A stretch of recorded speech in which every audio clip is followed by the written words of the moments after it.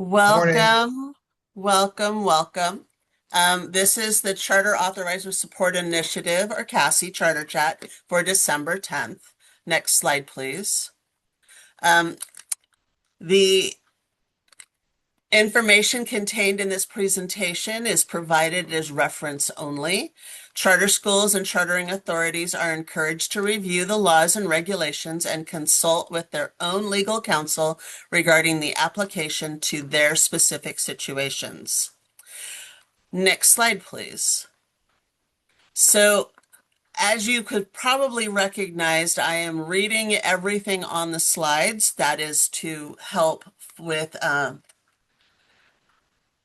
accessibility. So please forgive us as we're going through and reading everything on the slides. This is standard operating procedure. So our agenda today is we'll start with introductions. We'll do some current updates, some hot topics, some breakout rooms, which will be most of our meeting, and Q&A. Next slide, please. So I am Michelle Johnson. I am the director of the Santa Clara County Office of Education Charter Schools Department, and I am joined by my colleagues from the Los Angeles County Office of Education, or LACO, and San Diego Unified School District, who also work with CASI, and we are supported by the California Charter Authorizing Professionals members, or CCAP. Next slide, please. So please take this moment to rename yourself. And actually, I have to do it personally right now. So if you go up to the three little dots and click rename, you'll put your name, Michelle, I'm putting my name, Michelle Johnson, and adding in Santa Clara. And I have now changed my name. This helps us so that we know who's in the room. We will have breakout rooms. We'll have 4 authorizer breakout rooms, and we'll have a non-authorizer partner room. Next slide, please. And so I'm going to turn the legislative updates over to our friend Tom from CCAP. Good morning, everybody. Things are, as you know, this will be a short slide. Things are in recess until January, but the behind the scenes word is that conversations are continuing to try to arrive at resolutions to the things that were either unresolved during the legislative debates over SB 414 and AB 84 last session, and or were the subject of the governor's veto message, to see if per the governor's veto message, the parties could get together and try to get something accomplished toward the beginning part of this coming session. And we understand, there's some back and forth. The major players are really the charter school folks and the labor folks. There's a little bit of a sideshow where those of us who are in the business of authorizing are trying to have a voice as well, and hopefully that will take part a little bit more, but we will see. Just a related note, we've mentioned a couple times along the way that CCAP is preparing a report on authorizing that sort of looks at some of the very specific authorizing sorts of issues that were still at issue. And that report should drop next week. So stay tuned to your email and such. We'll be trying to get that out, and there'll be a lot of good information there, we think, about the state of our profession in California right now. And that's it on that front. All right. So, California Department of Education, or CDE, and the State Board of Education, SBE updates. So the SBE meeting was held on November 5th and 6th. The agenda included the math textbook adoption, a set aside of a prior decision on Mayacamas to comply with court orders, CTE information, consolidated applications, new updates to regulations, and the creation or combination of a new district. Their next meeting is scheduled for January 14th and 15th of next year. The Advisory Commission on Charter Schools, or ACCS, their meeting was just held yesterday on December 9th, 2025. Their agenda included non-classroom based funding determinations, and their next meeting is scheduled for February 3rd of 2026. So, speaking of non-classroom based, I know that Rick Reyes is here from CDE, and he had a question. And so we're going to hopefully have Amy launch a poll momentarily, but I'll let Rick ask the question. I think we're just going to ask people to put it in the chat. And we are curious for the authorizers, sort of a two-part question. How many petitions for the establishment of a non-classroom based charter school have you already received? And then separate from that, how many do you know about and expect to receive during this fiscal or school year? We're just trying to get a sense with the moratorium expiring, how many of those petitions are on deck to be decided on. So how many have you already received, and then how many are you expecting? Thank you very much.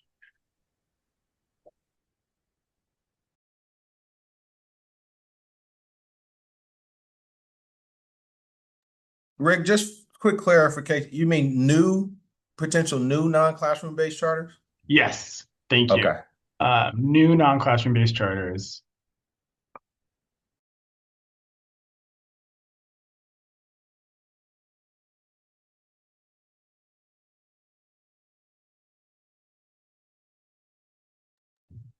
All right, thank you, everyone.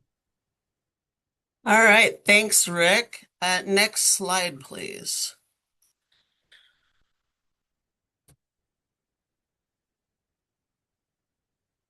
Justin, next slide.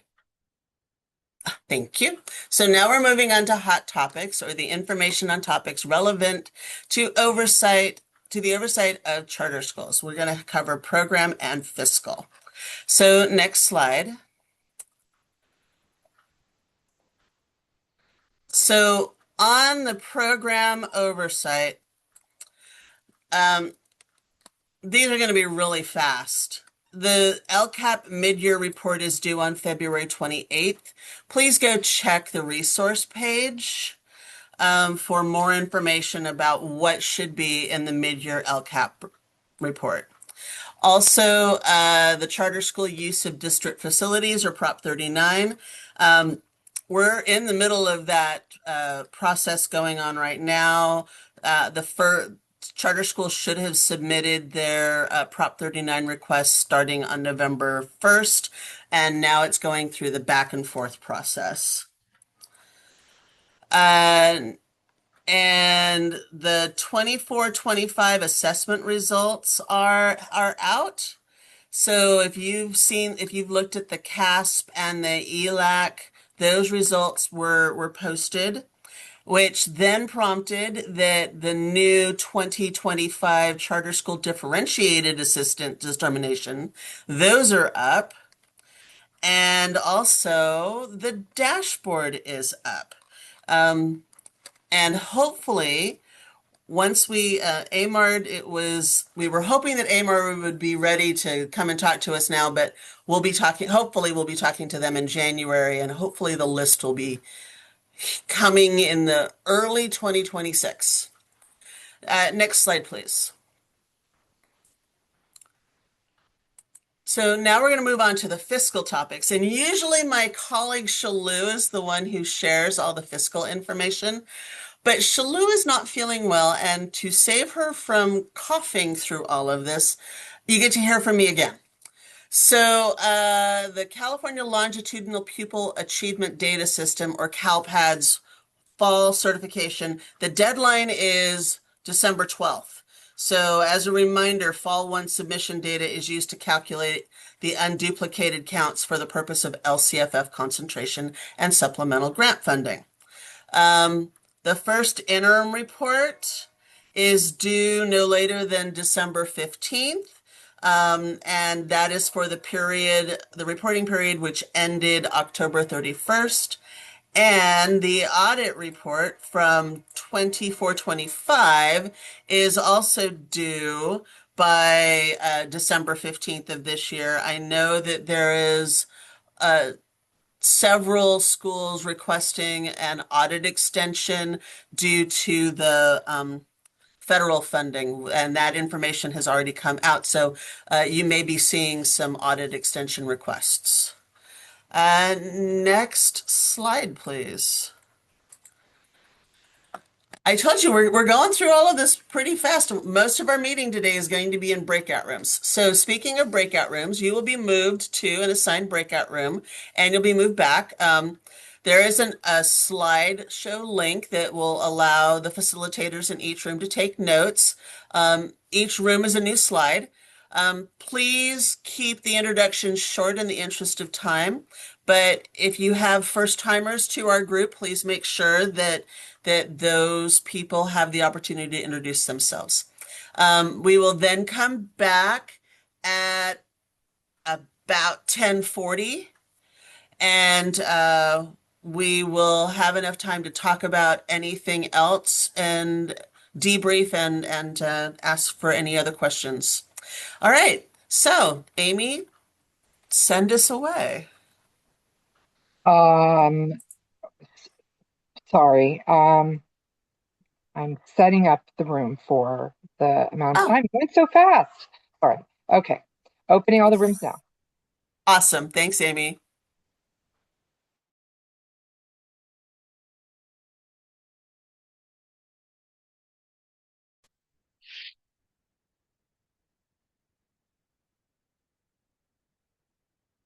Hi, everyone. Welcome back. I apologize. My mic keeps going in and out sometimes.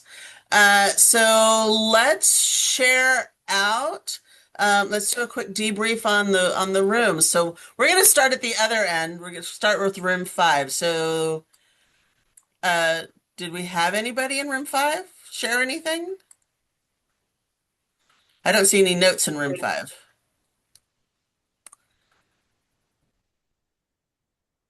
We'll jump to room 4. Oh, okay. Well, we've got notes. And Yay! yeah, anybody in the group, please jump in. But our first conversation was about what type of review or ongoing look do you do for synchronized learning and the requirements to provide it? Uh, how in fact do you verify that it's occurring? Is there is one part of it, and then an important additional part is it what interaction, if any, does it have with ADA and accountability through that process? And we thought it would be good to request some guidance on this, unless it's already clear somewhere else, but guidance from CDE about the role of synchronous learning as it relates to ADA and claiming apportionment. That's the first piece. It was good conversation. Um, we also talked briefly about tiered reengagement in somewhat similar ways. I mean, there's a requirement to do that. It's really important work. If you've got students that are not showing up and not completing work, um, and then we went into a conversation about where there appears to be in some areas where the where districts are not necessarily taking action or incomplete action as it relates to a charter appeal, I mean, a charter renewal. And so did they actually have findings? Did they not? What to do? And our conversation went to the point that there is language in code that basically says that if something doesn't happen, that they have the charter has a right to be at the county to take the appeal to the county, and then we've cited some language in our notes, but we don't have closure on that. We will put it out there as maybe this needs a little bit more robust conversation, and then sharing because the concern is we want to make sure that the districts do full consideration and not just find a quick backdoor way to move a charter to the county that in fact that may in fact belong to them, and that they have that obligation to do that homework. And then the next one would be and our colleagues from Oakland shared that they're currently processing a renewal request for a school that's in low tier. It is clear that it will be in middle tier going forward. So it's, quote, in middle tier by calculation. And the conversation so far there is that they've also received some guidance from the county that what possibly may happen is if they do a denial, it would go to the county. The county may then consider that it's a middle tier and refer it back for an additional review by the county. And maybe that's maybe that's an area that it's worthy just to help everybody understand. Oh, if you run into that situation, that might be the type of action you want. And then there was a question about the CCAP renewal toolkit. When will it be released? And I believe January is the right answer there. My colleagues, anybody else want to add or subtract or help clarify any of the points that we captured in our room? Hearing none, back to you, Michelle. All Michelle, right, let's I had room 5. I had some audio trouble. If you want, I can share out. go for it. Okay, so we had the non-authorizer partners, and we discussed many things as we usually do. We talked in part about what's the temperature in the room so far regarding renewals of state board authorized charter schools, and I was able to talk about what we've seen so far, which is a higher percentage of districts renewing them and taking them rather than appeals, although there are some appeals.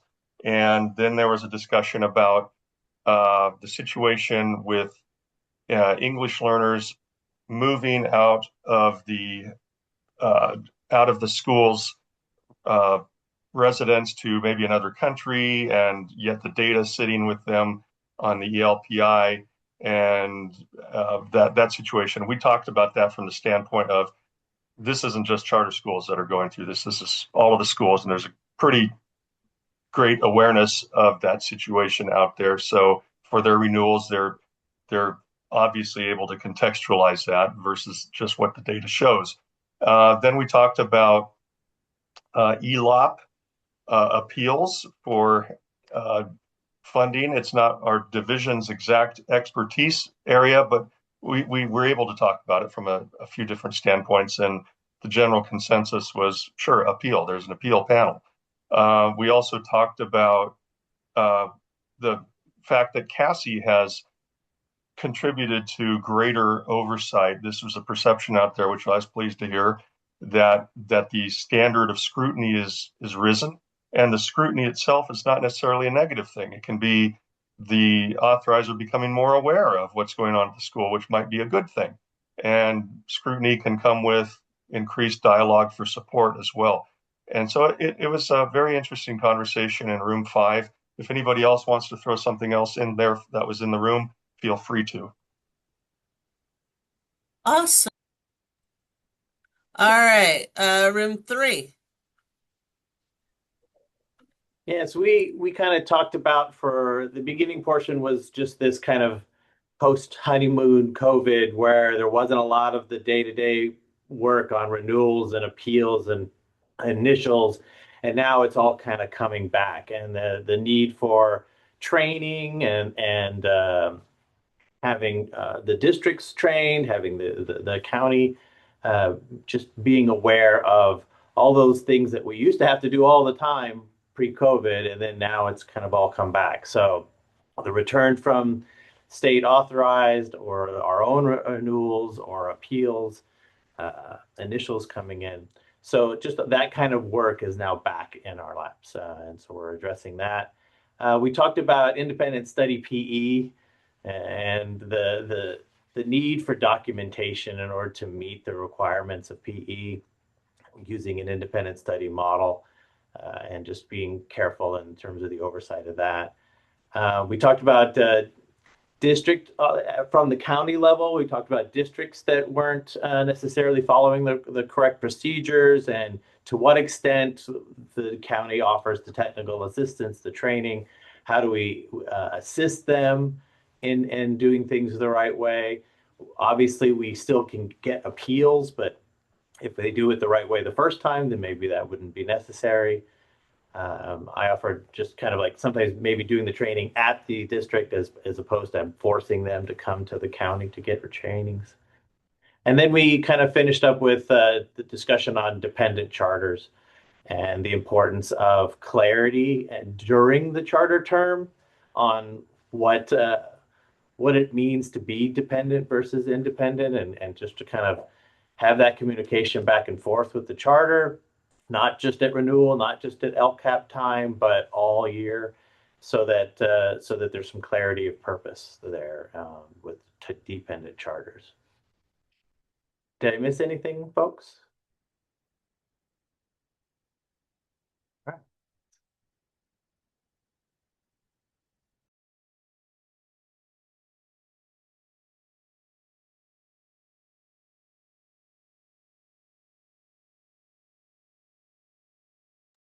Okay, thank you. I've now given you an updated responder link for the survey. Sorry, I don't know what happened.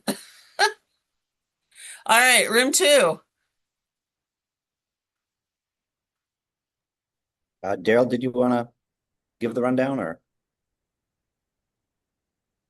Did we lose Daryl?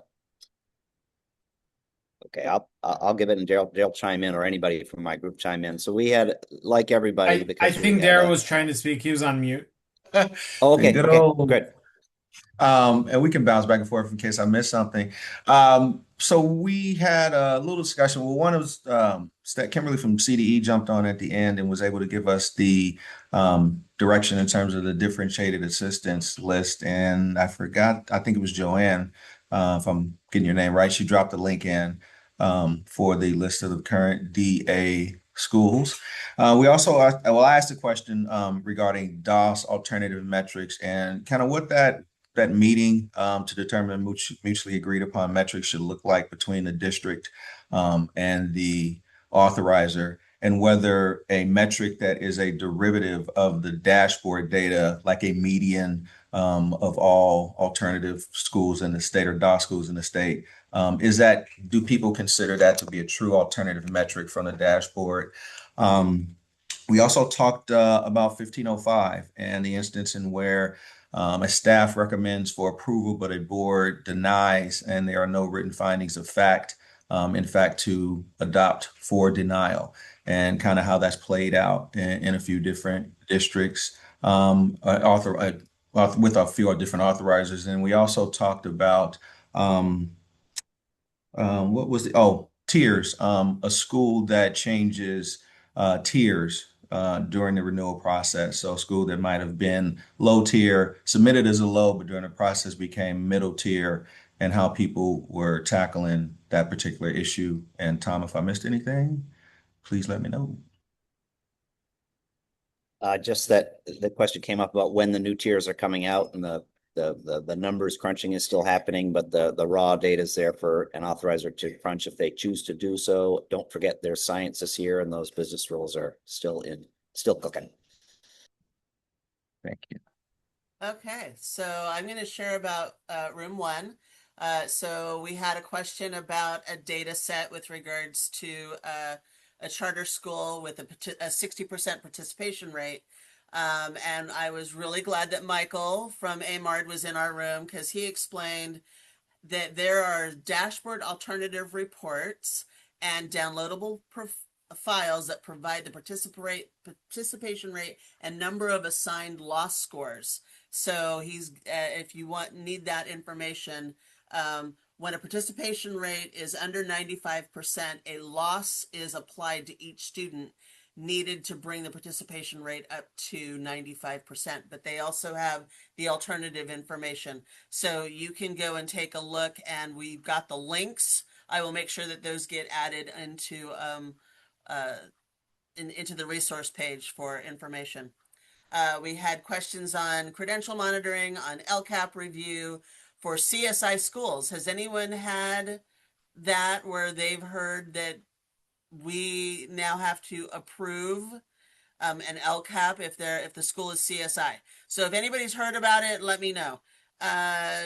We had questions on non-classroom based petitions. People were asking about adding in a special ed file review, and finally on annual visit reports. Okay, we've got a whole 4 minutes to get through all the rest of the slides. If you have not responded, next slide, please. If you have not done the meeting survey, please do the meeting survey because we live for all of your feedback. Next slide. Upcoming CASI events. So our next charter chat will not be until January next year, January 28th, 2026. We do have a quarterly training in January. It is on dependent charter schools. That will be held on January 23rd from 9 to 11. That registration link is on the resource page. Next slide. And in light of all of the questions about non-classroom based, we are adding in a special bonus quarterly training in February. And the topic is Beyond the Moratorium, Essential Non-Classroom Based Charter School Oversight. That'll be February 6th from 9:30 to 11 via Zoom, and the registration link is on the resource page. We also are giving you the save the date for the April quarterly training, which will be on the road to renewal, and that will be April 17th. It is also on the resource page. Next slide. If you are interested in Authorizing 101, Fiscal 101, or a training of your choice, CASI is free, and we can bring free Zoom training or on-site training to you if you need additional support. We can tailor meetings to meet your local priorities. You can pair it with a training for charter schools or combine it with anybody else. You can reach out to us at CASI@cde.ca.gov. Next slide. There's one-on-one technical support, there's mentoring support, there's on-site trainings. Please look at all of the information on the resource page. I do not have any new info on the CCAP conference registration, but I'm sure that Tom can provide information on that. Marcia, you asked, you keep hearing it mentioned that CSI charters will need their LCAP reviewed, but no one has verified. No, I haven't heard anything to verify that. I wish I had more info on that, Marcia, but I have not heard that one. All right. Rick, please know that we're here to support. Okay. And if you have any other questions, next slide, please feel free to reach out to Cassie. And I'm going to give you you have the gift of 1 minute. If you have not done the survey, please